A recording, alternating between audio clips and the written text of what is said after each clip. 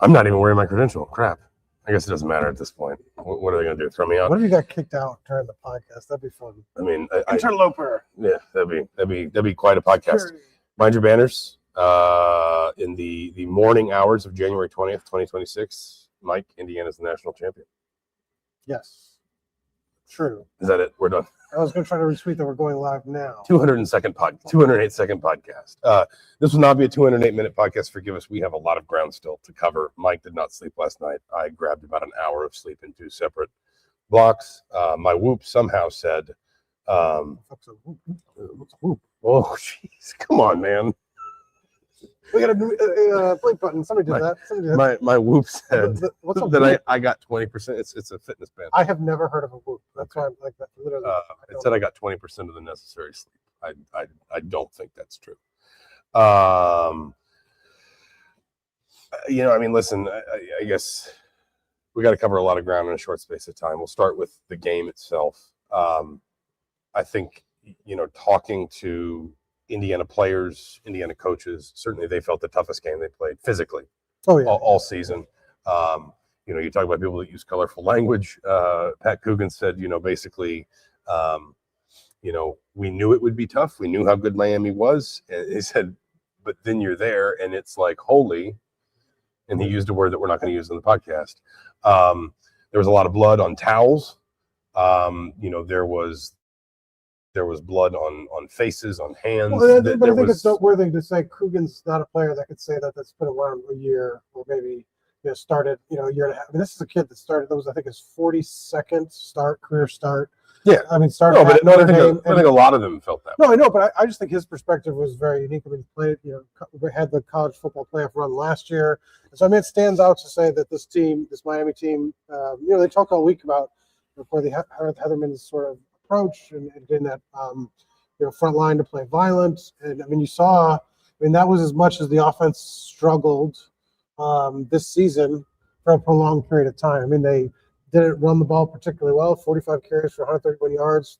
Third time, I think, this year that they averaged less than 3 yards per carry. Fernando Mendoza only completed 59% of his passes. I thought he was sacked 5 times. It says 3 times. At one point it said 5. I don't know why it went down to 3. At one point it absolutely said 5. On the run a lot. Took a lot of hits, some of them after the whistle. Possibly with the crown of the helmet. And it was very, I felt like, we said this last night in our brief video, that it felt like there were moments in the game where they could have turned it in, maybe not to Alabama-sized blow, but really given them some breathing room. And it never happened because Miami's defense was the real deal. It was what I think we both in different ways argued or acknowledged Miami was pregame, which is a team that did not have as many paths to victory as Indiana, but had a very clearly defined set of strengths. And certainly on the offensive line, I think you felt that a little bit. Indiana had to earn everything. They only sacked Carson Beck once. They got some pressure on him, but not a ton. They did clog up the middle, which I know Miami springs a couple long runs, but in a weird way, I wonder if Indiana almost was comfortable trading a couple of long runs for not giving Miami that regular ground game that was so effective against Ohio State and Ole Miss. That was just like 4 yards, 5 yards, 6 yards, like that Indiana could live with one bust if it meant cutting 3 or 4 other drives kind of off at the source. Well, I mean, I think they were 0 for 8 on third down to start the game. Yeah. They didn't convert to third down until the end of the third quarter. And they had 110 rush yards. 57 of those came on the one play. Right. And again, Indiana doesn't want that bust, but I think Indiana would have wanted, as to your point, like 5 third down conversions, less than one busted fit. The defense, I mean, man, like Ruben Bain. I mean, there were moments when take it easy. I mean, I'm taking it easy. There were moments in that Ohio State game where Caleb Downs did some stuff that just made you think, like, wow. And Ruben Bain was that kind of player. And Mesidor was good. Moton was good. Bain just looked like he could get whatever he wanted, almost any snap. And the thing is, we are saying this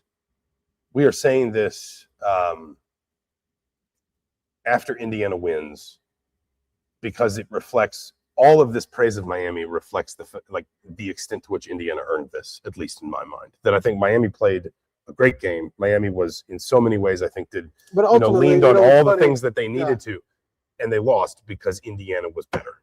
Well, and only one of them had Fernando Mendoza. Like I think that was a clear difference at quarterback. I mean, it was everyone I talked to about that scramble said some version of the ball was in our best player's hands. And the flip side was Bryant Haynes talked a lot about his kind of approach because he was not aggressive at the end of the game. And he was very explicit. He wasn't trying to necessarily knock Carson back, but kind of did by saying, like, look, we thought he would make a mistake. So we didn't be aggressive. We played back.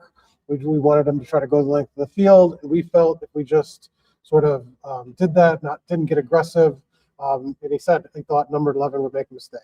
Can I read you the quote he gave me? Sure. He said, and I asked him what he told his defense ahead of that last drive. He said, we're going to play coverage, which means like zone. We're going to be kind of soft. We know they're throwing the ball. We're going to play coverage. We're going to make him, he was referring to Beck, try and earn it, and we're going to rob him. We're going to take his money at some point. Yeah, I mean, that's what they did, and Jamar Sharp came up with the play.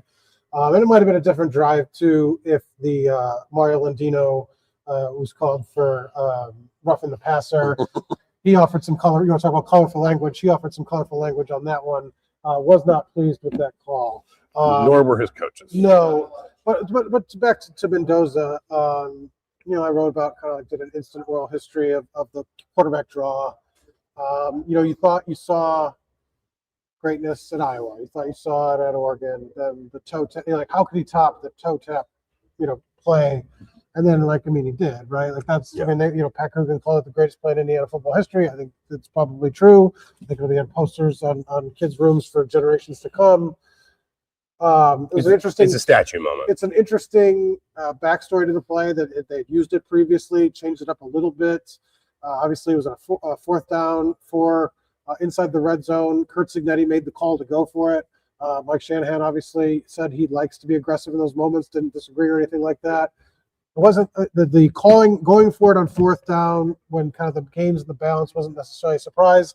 The gutsiness of that a quarterback draw in that moment, and then the play is not really. They didn't actually get kind of the look that they wanted. Mm-hmm. Miami clogged the middle of the field, and it was sort of like a Herculean superhero.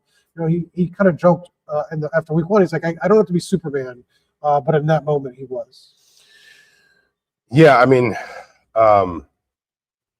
It was in a lot of ways, I think, Fernando Mendoza's Heisman moment, and not the one that won him the award, obviously, because he'd already won it, but more the one that if there were these doubts that existed after he won the Heisman about his stats and about the way that, what a Heisman Trophy winner should look like and what their season-long number should look like that's a moment that's going to be in every Heisman montage for the next 20 years. It's the one that puts him next to Johnny Manziel or Baker Mayfield or Tim Tebow or Cam Newton or whoever. There will be the one I think about most often when somebody sort of says a recent Heisman moment that's not necessarily they won the game or they posed in the end zone is the Cam Newton run against LSU where he hits a different gear and outruns it's Patrick Peterson to the end zone.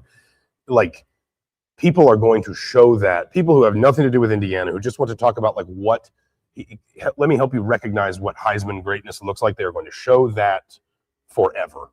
And that, I think, Mendoza's performance validated the toughness of Indiana's performance, and Indiana's performance validated the idea that there is no more doubting this team anymore, that this was the best team in the country, that every, basically everyone who could have earned a shot got one, and Indiana shrugged every one of them off. I don't know that there were any doubts. I mean, I guess I think there were some doubts. Had some doubts, and the guy next to me sort of had some doubts leading into the kickoff. But we'll talk about. Yeah, listen, I said I think Miami. I will freely admit, I think Indiana was the likelier winner. And I did pick the final score correctly for the first and only time in my career. If you backtrack hours before kick, see, you do this very revisionist thing. Revisionist. It is revisionist. You kind of make up half of the conversation. But ultimately, look, Miami gave the best effort, and Indiana was still the better team. Yes, they've been the better team all season. They've been the better team against the best competition in the country has to offer. And like you said, I thought the country at large in terms of a national audience, was sort of taken by the story. And maybe there were doubts sort of in some analysts' minds, but like I don't think that this isn't a team that went into this game being doubted necessarily, because I think the team of destiny, we talked maybe why that doesn't fit the moniker, because they were beating teams so badly, but the idea of them finishing, I thought gained some momentum. I mean, obviously they're heavy favorites, but it's interesting. I think respecting the story and respecting the team, though, are two different things. Maybe. And I think the story absolutely got respect, and I think there were a lot of people that just wanted to finish it, to see that. See that sort of moment of like, this is, people wanted this to be like the Miracle on Ice, or this to be like Secretariat, or something that we will tell the sports story forever. But that's not necessarily respect for the achievement. And listen, sometimes that's because the narrative overrides the actual thing happening in front of you. But winning this way and winning this was a good college football championship. Yeah, and we don't always get them. We get fewer of them than people think. If this had been a blowout, do you think this would be forgotten? This was a fault. I don't know. I mean, maybe not, but I just think the way to win that, that this will be a game that goes down to like what do you think, like the last 10 years? What's game stands out? Indiana, Miami will be. This is anecdotal. This is just like my single opinion. There was a lot of comparing this team to 2019 LSU because of the Heisman Trophy quarterback, the nature of the win, some of the wins, the extent to which, in some ways it happened very quickly at LSU too. Different head coach, different circumstances, but it happened very quickly at LSU as well. Do you think Kurt Signetti had a beer with Ed Orgeron? I think absolutely yes. I would love to be there for that. By the way, if anyone's planning that, please text in. And they debate which was the better team. But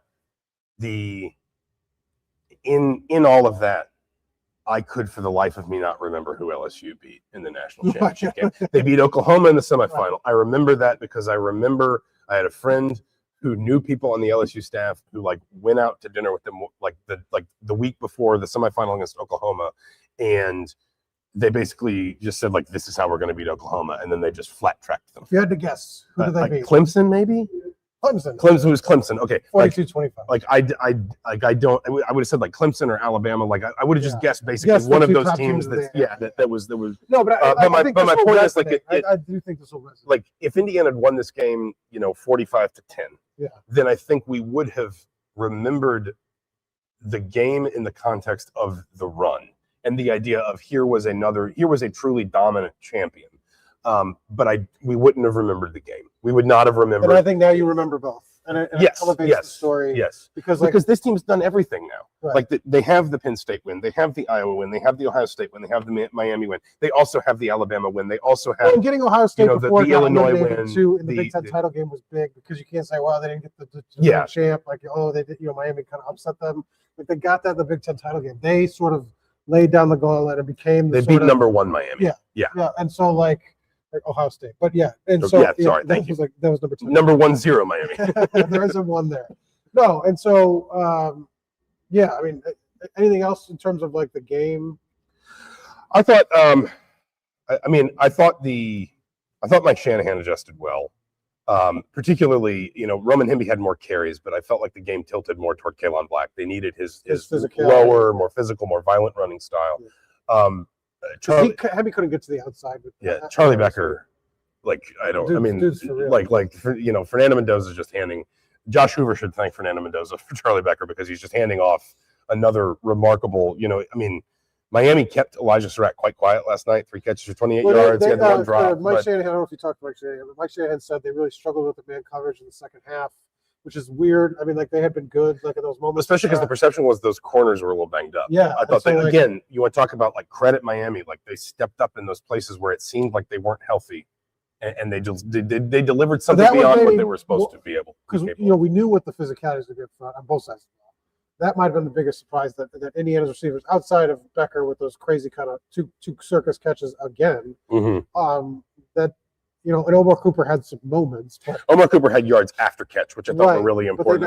59 of his 71 yards. He was a catch and run on some 3rd and shorts, some 3rd and mediums, things like that. They couldn't get the vertical pass. Elijah Surratt was targeted 7 times, 3 catches. That's not normal for him, especially in the playoff run. So that stood out. And I mean, Indiana ends up with 5 penalties, but I thought the penalties were killer for Miami. 3 of those I think were on 3rd down at least. And we talked about the discipline being and we try not to do it like we try not to like play favorites where there should have been more. Like there was a targeting call. Like my favorite was, I mean, there was a pretty clear pass or a holding call on Omar Cooper. Block in the back. It showed Signetti talking with the group of officials, pointing at each spot in the field of where Mendoza was hit. He's like, you guys missed 3 obvious calls, and just pointing them out. A member of Indiana staff said afterward, I didn't realize Mario had to lay him down on a pillow on the ground. Talking about the Landino, specifically comparing the Landino roughing call to all the non-roughing calls. I won't say who, but on the edge, like these games are a lot of like, especially close game, decide on the edges, and like so you talk about penalties. 7 for 60. Indiana had 5 for 38, but obviously the penalties for Miami were meaningful moments, and then special teams, which I'll be writing about later today. I mean, I just like we talk about greatness, talk about the Heisman, talk about the defense. Like this special teams group has been just tremendous, especially compared to last year when they had sort of special teams meltdowns, letdowns in big moments. Could you think of a bust on special teams this year, like or a single mistake? I mean, there really hasn't been. The last thing I would say is to come back to the idea of toughness. Like when you talk about the officiating, listen, fans can complain about it or not. It doesn't matter. Not you won the game, you won the national championship. The officials let this game be played physically. And you can argue that maybe they let it be played overly physically, and you can argue that maybe the roughing call on Landino was harsh. But like the point is, the last hurdle for this team ultimately was, can you win a dogfight, like an absolute dogfight? I had no problem with the physicality on the receivers. Yeah. I think you got to protect the quarterbacks better. I think it's a separate question. I agree with that. I think Indiana and targeting is just one where it's like you review that anyway.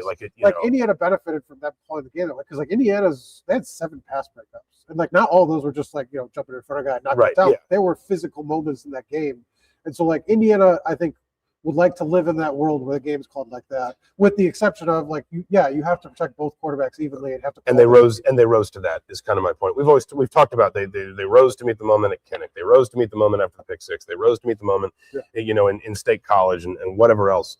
The last hurdle here was Miami and Miami.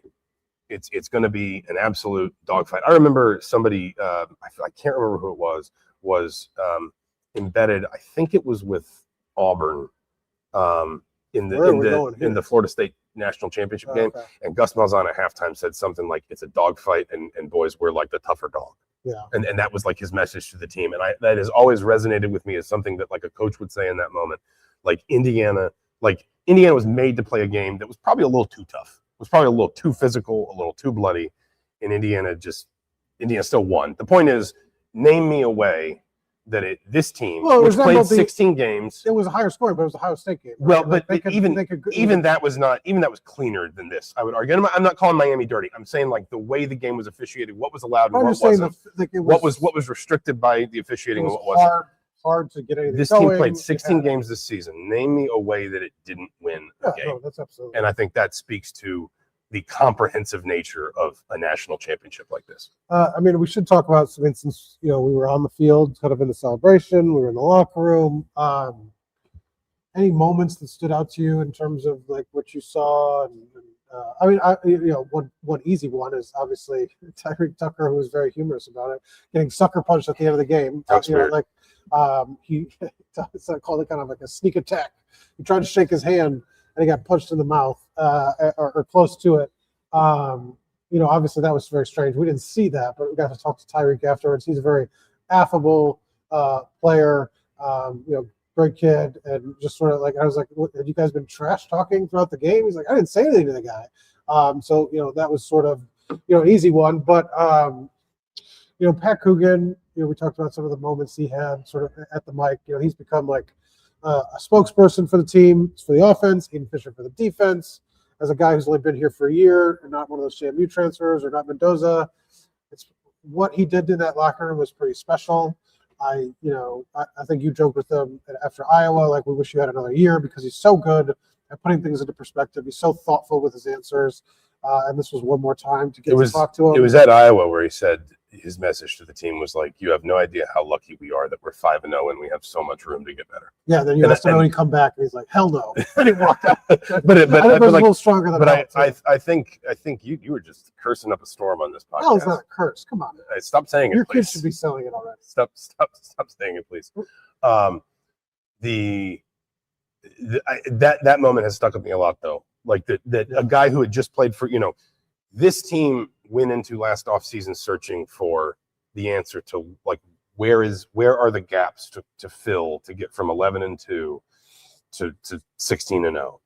And this guy walked in and he said, like, I didn't win it, but like I got there. I know what it takes. I know what it looks like. Like, listen to me. He talked a lot, like Fernando Mendoza did, like a lot of these guys did, about, hey, I didn't try to be a leader day one. I tried to earn it and find my voice and all that, fine. But like once he did, there was this clear, like, do you understand that I have been where you all want to go? And I think we can get there.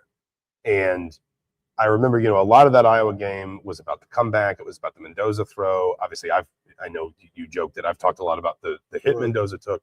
But like that other quote Coogan gave really stuck with me in the moment of, like, how lucky are we that we are 5-0? Maybe that's your retrospective. With so much room to get better. Maybe it is. Maybe we just wrote it together. Co-byline. It's rare to get. I mean, it takes perspective of a veteran to have that, right? Yeah. And so, I mean, we're impressed by him.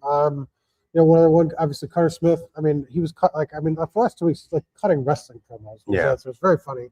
Very excited. But very excited. But he announced he was coming back for 2026. I mean, obviously that's a big get for this team. Mm-hmm. Obviously, the reigning Big Ten offensive lineman of the year, and he wants more. And so his sort of joy, and he's one of the kind of returning guys. Jamari Sharp was in that. He had the interception. And obviously, the third Miami sort of native that was sort of forgotten all throughout the week kind of comes through with the interception.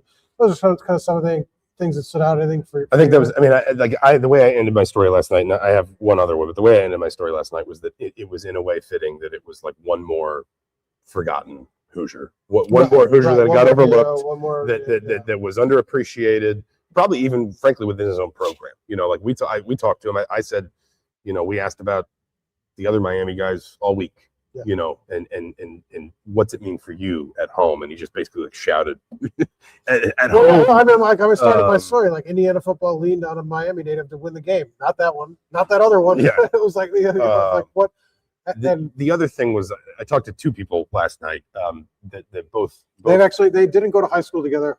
They went to middle school. They were on middle school teams together. Pons went to Shaman Amadana and Sharp went to Northwestern. Northwestern High School, not university, not Northwestern University. He's he was commuting. He was telecommuting. I talked to Mark Deal. Yes. And I talked to James Bamba, two people that obviously have deep roots in this program.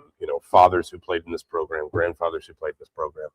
They were both moved to tears, in different ways. Anyone who knows Mark Deal knows he can be a very emotional person. He's very proud of this program. Obviously, been around IU football basically his entire life. He said to me, like, this program has meant the world to my family since 1940. I mean, that is an incredibly profound statement when you think about it. The United States had not entered World War II in 1940. That is how far back it goes. And I talked to Mark on the field in Indianapolis too, and he was kind of crying like tears of joy there. And he said, my father won a Big Ten championship, my brother won a Big Ten championship. Now I'm the third deal to win a Big Ten championship. And I said last night, but now you are the first deal to win a national championship. And it felt to me like in different ways the emotion those two showed and were willing to show, and I think to their tremendous credit, there's been a lot of sort of celebratory tears and emotion and whatever throughout this season at different points, beating Oregon or beating Ohio State or Alabama. Those felt more like tears that washed something away, like that unburdened this program of something. This was the season that Indiana surrendered. Ironically, I think Coach willingly Spaghetti the would title disagree with you of- because he was very eloquent today. He was, and very, very much him. Yes, but also had some points to make. He was very upset. He got himself riled up about the 2024 team not getting their due. Yes, that I will be writing about that too. That there was a brief but pointed airing of grievances. Yes. Yes. And I think and he kind of sort of exonerated sort of and I thought that was very big of him. He's basically saying the coaches in the past didn't have what he had. Yeah. As you can't say they failed where he succeeded.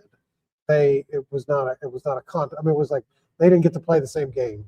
Because he said basically this takes a commitment of resources. And from Tom Allen, he said he went back to 30 years basically said. I mean, the modern era college football, and said like, look, they just weren't committed. We got committed, and that's why this happened. Mm-hmm. But no, it's hardly like an original thought, but it felt like this program shed something. Like everything had felt celebratory up to this point, and last night was undeniably celebratory. You could certainly see it on the faces of Indiana's players this morning. Would you have perspective on that? Yeah, in a minute. But I also think there was, something.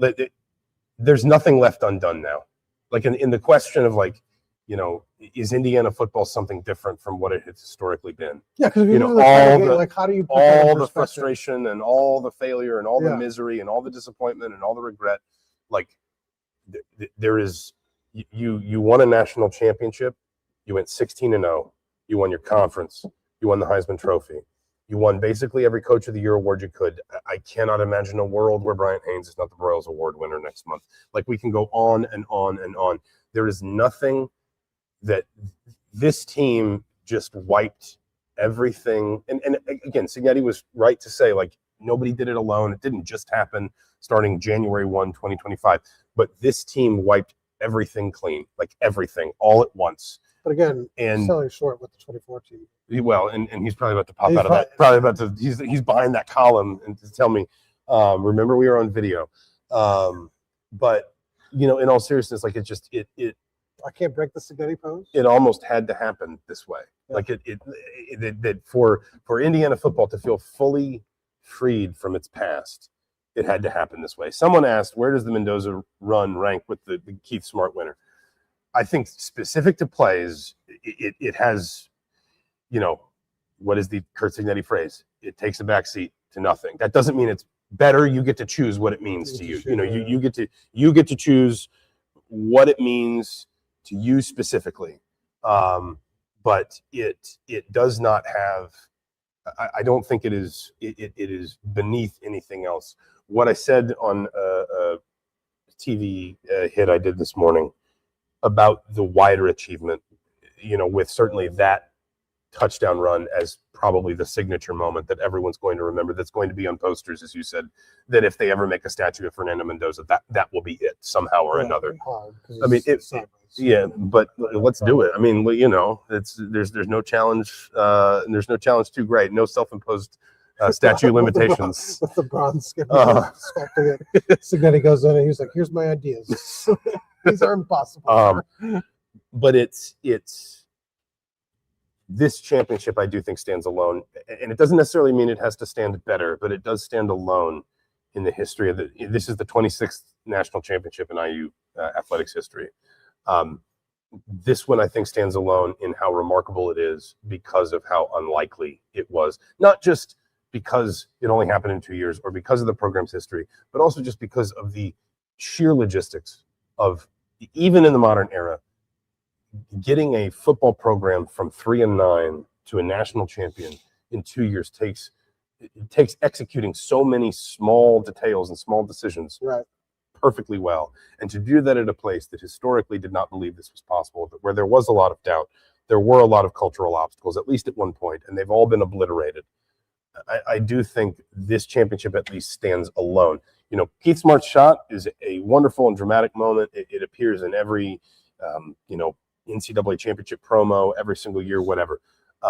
That was, though, the 5th national championship in IU basketball history. It was the 3rd for Bob Knight in 11 years. Like, it was not something. Indiana was, if I'm not mistaken, was a 1 seed in that tournament. It was not something you couldn't have fathomed that Indiana would win a national championship. It was a remarkable achievement. Every national championship is. This one, though, does kind of stand alone. Not you can decide for yourself whether it's better, whether it's up, whether it's at the top of the list, whether something else tops the list. This, I think, is distinct among those 26 championships. Somebody asked about Sig gonna. Let's see, where is it coming up? Put this up there. What about this one? It's interesting. We had this kind of brief discussion kind of the other day just about that part of it, with the basketball, where basketball's been at, last couple decades, and sort of more downs than up would be fair, right? And now with football, is this Kirsten was more talking about the football program itself having like a paradigm shift, but does this become sort of a paradigm shift for the athletics department? Like, I think it already has. Like when you look at the money that's being spent on football, when you look at the way, but does that fan come, bases, okay? But now my question is, does that come at the expense of basketball, or can you do both? Like, is there going to be some push and pull here now that football? There might be, because like football has to be the case. You have to build on this, and you have to keep how much money it brought in, on off. The field. I certainly don't think it's ever been. I don't know if this is quite the right way to say it, but I think you'll know what I mean. I don't think it's ever been easier for basketball to ride football's coattails because of the extent to which football is just what politically, not just financially, but politically is driving, us into the future. But what would be the comparison? Like Florida just won the title. Like Florida's football is kind of struggling. What about Alabama? Which obviously Alabama, but like Alabama football remains this financial, cultural, political behemoth. But Alabama football now has taken a step back. I don't think that's because of basketball. No, but I'm saying, like, is there some just push and pull inherent to? No, because I think what's happened at Alabama is just the natural sort of life cycle of a coaching change. I don't think that Alabama football has taken some step back because of some push and pull without basketball. But I'm just saying. And my point is more that I think Alabama basketball, and frankly just SEC basketball in general, is riding a bit of a wave created by the financial and political resources available to a conference that strong in football. And I think that. But the Big Ten? Well, then what about Michigan? Well, it's 2 Michigan won a national championship 2 years ago. Now they may win a national championship in basketball. Ohio State had it in the 2000s, though. Michigan State's done it. It's not easy. There's no doubt about that. Yeah. It's something I think Indiana. But I'm just saying, Indiana's very unique to the basketball system, ingrained to their image. I think, but again, I think Michigan State is proven. Michigan State is probably the most analogous. That if you think about like what that school cares about historically, it is both in a lot of ways, and each has kind of had its moment. But they've also been elite at the same time together. I think maybe to get to the answer to your question is more the idea that Indiana as an athletics department is probably going to have to adjust. And it's probably going to have to, I don't want to speak out of school. I haven't talked to Scott Dolson about this or anything. Might need to hire some people. Might just need more staff, because there's something that, and I told people for years, when you see a big time football program, you understand it's different. But even because I grew up in the South, I grew up in the SEC. Administration level, not at the football level. Or even the basketball level. I think even as someone who kind of for years tried to tell IU fans and tell people, this is what it looks like, this is what it takes. Even I have sort of been not taken aback, but sort of had my eyes open to the idea that big time football is very demanding. In not just money, but time, resources. The idea that there are not a bunch of people hopping on a plane today to fly to Detroit to go to the IU Michigan game in Ann Arbor. And it's not because they don't care about basketball. It's because they are tired, because this has been a remarkable and exhausting run. But I think that's sort of a larger divide that's growing. You mentioned SEC kind of basketball's taken maybe a more prominence that's been more successful. I just think football carries the day in a way that just basketball can't. And so I think if you get football at this Indiana level, has to lean into it. yes, and so no question. I think if you get football at this level, especially at this moment in time, you go all in, yes, and whatever the consequences be damned. I mean, the hope is that you can do both and do both well, and that what, like you said, you ride the coattails, or one feeds the other. I mean, they've talked about even just enrollment, or all these other auxiliary things that have improved because the football is so much better. I just think it's an interesting discussion because it's at a school that's very unique in that. I mean, Duke, right? Identity basketball, Kentucky. Like if those football programs rose up, that would be the sort of one-to-one comparison. I mean, you mentioned Michigan State, but just basketball is ingrained in the identity of the I guess fan base. Maybe the better way to ask it is there another program in the country where if they suddenly got something resembling this good at football, they would shift away from basketball the way that Indiana is? I think the only one that maybe the answer is no would be Duke. I think Kentucky absolutely would in the SEC. But I guess maybe North Carolina too, because of the Jordan brand stuff. And maybe North Carolina wouldn't have to because Nike would just pump them so full of money that they wouldn't have to worry about it. But the extension of that conversation is I think fans are okay with it. Yes, no, 100%. Because I think number one, I say this as an SEC coded football biased person. Like there is nothing like football success. Secret payment. Don't let my Auburn stepmother hear that. There is nothing quite like big time football success. You see, just look around last night. Look around at the Rose Bowl. Look around at the Peach Bowl. Like I've covered Indiana basketball for a long time, and I have seen nothing like this, but some highs, some real highs. None of them have felt like this. None of them have felt like this run, and it is reflective. We've talked about this, of wider trends. That football is becoming more popular. Basketball's popularity is stagnating. That's not in Bloomington. That's everywhere. It's not an insult to Indiana. I mean, they're struggling, obviously, but it's not an insult. It's not.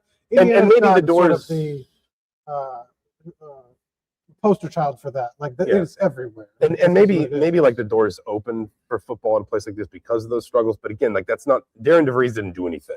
To reflect this or to trigger this conversation. It is just what. But I'd be interested, if he, in an open moment, an honest moment, what he not that he's mad about the success on football, but how does he think honestly it impacts his position and how he moves forward and what it means for his program, because obviously he's in a nascent stage of his tenure, he probably didn't expect football team to win the title the next year, go undefeated and beat everybody. It's just an interesting sort of side part to all of this. A lot of people are talking about the news of the day. We have just a few minutes left just to kind of turn the page. So Carter Smith's back. Here's news we know. Carter Smith's back. Derek Owings, the director of athletic performance, strength coach, is leaving for Tennessee. We confirmed that. Multiple reports this morning. They had made him the third highest strength coach in the country, so I'd imagine he'll be the highest. He's been reported as the highest paid strength coach. He's making close upwards of $900,000. You certainly get the sense that this is just a move he would prefer to make. I don't think they had given him 2 raises before it, and everybody was expected. Kurt today was open and honest. And I've been told this as well, that everybody on the staff, Shanahan and Haynes, got new contracts first, but the rest of the staff was going to come shortly thereafter. So it wasn't a money thing. I think, like you said, preference. Alberto Mendoza, sorry, I'm being very stuffy because Zach. Alberto Mendoza entered the portal, and that was sort of weird in the way that this all played out sort of the last couple of days. Alberto sort of held court at the media day, and Kurt Signetti even kind of suggested that his impression thought he was back, but then when I reread the quote, he's like, well, maybe we'll see. He left the door open, but Fernando was like, I told him to stay. And you know what? Here's the thing: he could still come back. I mean, I'm not predicting he will. Most guys that hit the portal don't, but you check your options to see what's out there. Also, he could leave and come back. There's nothing's off the table anymore. You know what I mean? Maybe don't sign a multi-year contract giving over your NIL rights to the school, but other than that, nothing's off the table anymore. I do think, but it does shake up the quarterback room is now. Yes. I mean, you're gonna if he doesn't come back, there's obviously a possibility because players can do that. They need a backup quarterback. And I would argue they need 2 quarterbacks. They may need to take one in high school. I mean, they may need to take a late one in high school if they can find one. They only have two: Jacob Bell, who will be a redshirt freshman next year, and then of course Josh Hoover.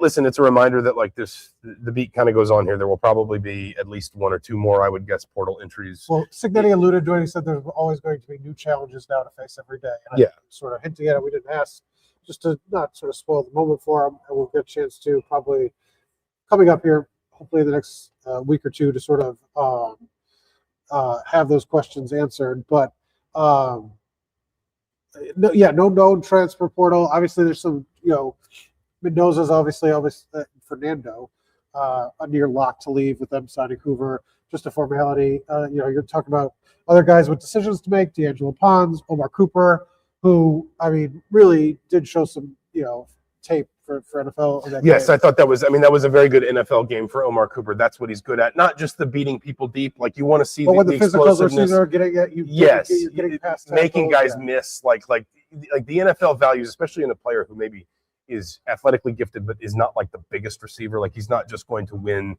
one-on-one matchups with sheer size and strength. The extra 3 yards, the extra 5 yards because you made the first guy miss. We've seen that this year. To see it one more time probably helps. No, listen. This is the purview of Alabama, of Georgia, of Ohio State. Is there are always going to be people leaving for the NFL? There are always going to be guys that are that you maybe hoped would stick around that go looking for a it's the right balance, right? You land land Smith back and you get maybe one more, two more. That's the balance you want. You can lose a couple, but if you lose all of them, then it's hard to keep up. You don't want to rotate. And some years that's what affected Alabama, right? They lost too much talent, and so it'll be interesting to see, like you said, transfer portal. There's I've kind of said that there's not a lot of fat on this roster because they're losing, I think, 32 or 27 to 30. I don't know. So some huge number of seniors. A lot of the guys on the roster are freshmen or redshirt freshmen. Like there's going to be opportunities to play next year. Mm-hmm. Like it's just going to be interesting to see because it's still you're trying to balance out the depth of this roster because you've had to so many people come in and out with having to rely on the transfer portal. We got to wrap it up here. We just have about a minute left. A couple of other housekeeping notes. Number one, Indiana's flying back into Indianapolis. So I know it's very cold right now in Bloomington. Don't go to the Bloomington airport scouting for the team. They're not coming into Bloomington. They're going into Indy. So please do not go freeze outside the Cook Aviation Jetport or whatever it's called over there off Enright Road. Number two, the sort of question of like celebrations and things, whether it's a parade, whether it's a pep rally, that has not been finalized yet. They're trying to figure out some things with weather. They're trying to figure out some things with logistics. The best I would say right now, I said this on Twitter earlier today as well, don't make any plans for the weekend, I think is probably the best that we can say. Last but not least, I got an email about this, and I figured I would mention it here too. The National Championship Trophy is coming to Bloomington. It will be at Walmart Thursday from 4 to 7, and it will be at the College Mall Kroger, better known as Kroguchi, or as that's fair, better known as Kroguchi, or if you were a friend of the late great Jason Kennedy, Duff Kroger on Wednesday. And I believe that is also from 4 to 7. And that is the physical trophy. That is the one that they hoisted last night, all in its gold and silver. Kroger Insider. Kroguchi Insider. Duff Kroger Insider. I don't get that reference. My old, I don't really know why Jason, people here might know Jason. Jason died a few years ago. He was a diehard Indiana fan, native Bloomingtonian, very, very good friend. One of my sons is named in part for Jason. I don't know why he called it Duff Kroger, but I call it Duff Kroger in his honor, the one over on College Mall. So no, it's the real thing. It's the real thing. Somebody asked if it was a So Mike Nislik, Zach Osterman. Thank you. I gotta run. Oh, no, you're worried about getting to the airport? I know I got a call, and you got to write stories, and we both got to get to the airport. You don't have to get to the airport. You have an extra day. You're just going to be living up on South Beach by yourself. Sick on South Beach. You're going to be back at Margaritaville. You're going to that Chili's. Someday we'll do an oral history of that disaster. 9 restaurants for one meal. Not even a very good one. How dare you say that about the pizza? All right. This has been Mind Your Banners for January 20th, Thanks, 2026, everybody. the day that Indiana was officially declared a national champion in football for the first time. We'll obviously be back, I would say, before the end of the week, just, spinning further and further ahead. Basketball podcast? Probably not. He's Mike Rutgers? Have Nicely. you watched Rutgers film? I'm Zach. I have absolutely not watched Rutgers film. I'm Zach Osterman. Thank you all for joining us. We will talk to you again very, very soon.